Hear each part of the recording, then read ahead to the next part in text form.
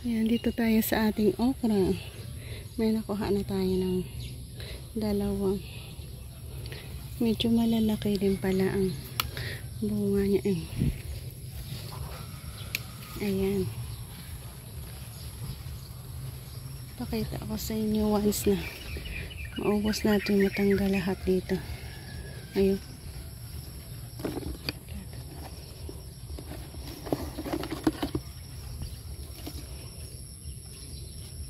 So, sa isang puno, pwede ka makapag-harvest. Ayan, pakita ko sa inyo.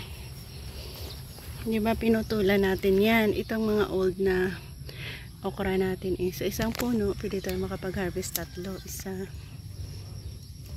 2. Ayan, 3.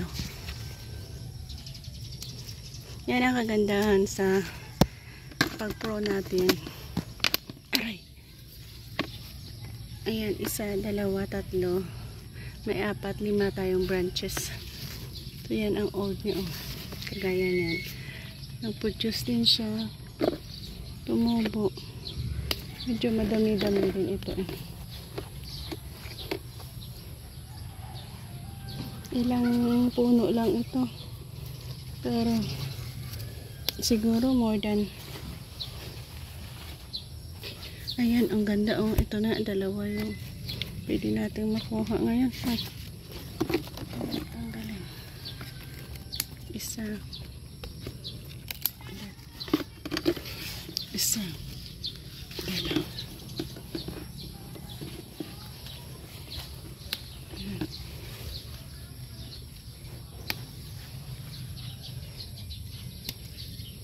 Oh, bawat puno mayroon tayo talaga makukuha.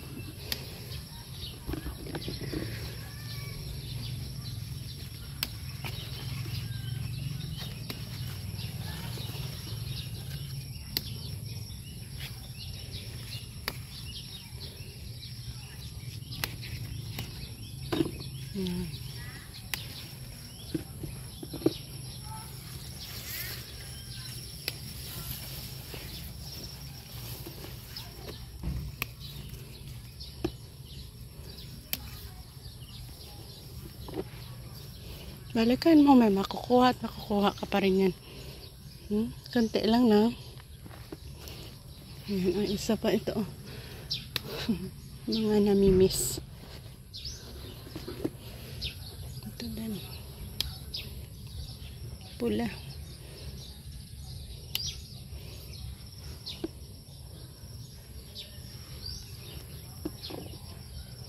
Tanggalin na lang natin siguro.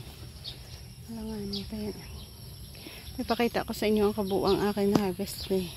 Medyo madami-dami ito eh. Ayan ang